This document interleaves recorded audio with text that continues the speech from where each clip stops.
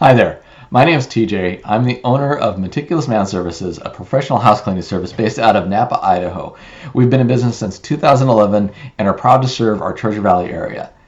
Today I wanted to go ahead and talk to you a little bit about the differences between cleaning, sanitizing, and disinfecting.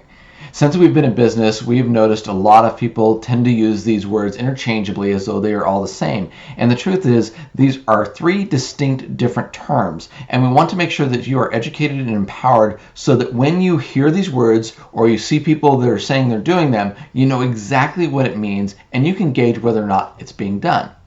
Now the problem is that people just don't understand the differences. So let's go ahead and break them up into the three that they are, and we'll talk about what each one is used for and why you might want to use it and how to make sure that you are doing these things properly. So the first of it is simply cleaning. Now cleaning by definition is the removal of any visible dirt, grime, dust. So, for example, let's say you're in your kitchen and you're cooking dinner or you're cooking any kind of meal and you've made a little bit of mess, there's crumbs or things that have spilled. When you wipe that down there and you get it off, you are cleaning.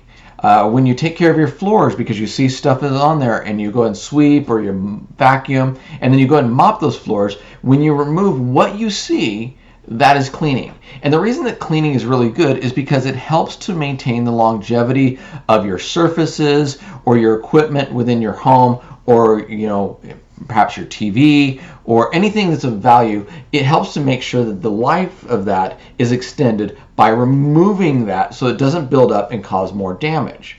And that's something you should be doing on a daily to a weekly basis depending on what it is. Now the second one is sanitizing.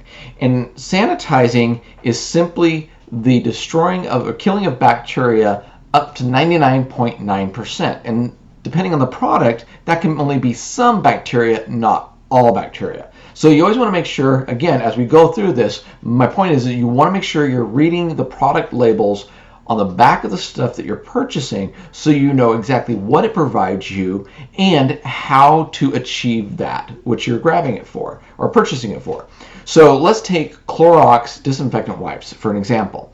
In order to make sure that these are providing you with that sanitizing ability, you want to make sure that you are keeping the surface visibly wet for at least 10 seconds. Now, one of the things also you want to make sure of is that if you're dealing with something that has a high alcohol content in its ingredients, that you have to make sure you're watching it because alcohol will evaporate really quickly. And sometimes it can do so faster than that 10 seconds. So just always make sure that you're keeping it visibly wet for that time. And understand too that when we're talking about sanitizing and we're saying we're killing 99.9% of that bacteria, and unless stated otherwise, that doesn't include viruses.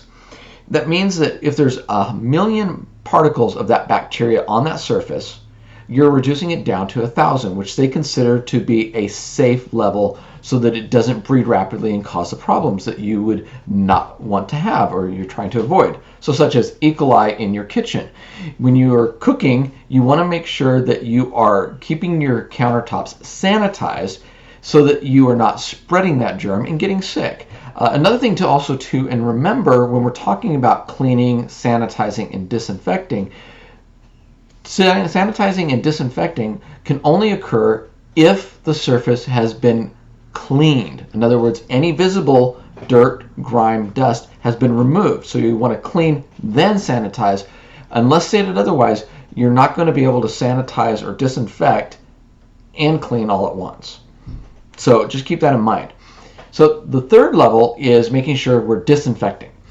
Now, this varies from product to product, but the main thing, if we're looking at, say, again, the Clorox disinfectant wipes, the surface needs to remain visibly wet for 4 minutes. That means that if you use the wipe and it starts to dry in two, it's not doing it. You've got to use more to keep it really soaked wet visibly for that 4 minutes. If you spray it on there, if you have something that sprays on there and then you wipe it right behind before it's achieved what we call dwell time in the professional cleaning industry, then you do not get the full effect of what you were trying to do. So I want to make sure that you understand that there is this thing called dwell time, which gives you that end result that you're looking for, the reason you might have purchased this product. Some out there are good disinfectants and they'll do it in 30 seconds. But let's face it, have you ever tried to heat something up in your microwave and you hit that 30-second button and then you walk away and you come back and it still has like 15 seconds to go and you're going, come on, what's going on? It's 30 seconds. It's actually a lot longer than you think. So just be aware when you are hearing these words, cleaning, sanitizing, disinfecting, that you understand what each one provides, how to achieve that level of cleanliness, and that you, when you're listening to other people say these, they are using these words properly, and you now are equipped to understand what these words mean. Disinfecting is really good for killing a lot of different viruses, but not all disinfectants kill all viruses. So always make sure, again, you go to the labels and you read their instructions so that you understand exactly how to get what you're doing. Because if you purchase something like these disinfectant wipes from Lysol, and you use them and you think you're disinfecting your surface, and you just quickly wipe and then you walk on and it dries too quickly, you might as well have just used a paper towel and some water. So hopefully that has been informative to you. If you have any questions, we'd love to answer them. You can go ahead and leave them down in the comments and we'll get back to you as soon as we can. Until then, we hope you have yourself a wonderful day and stay safe and healthy.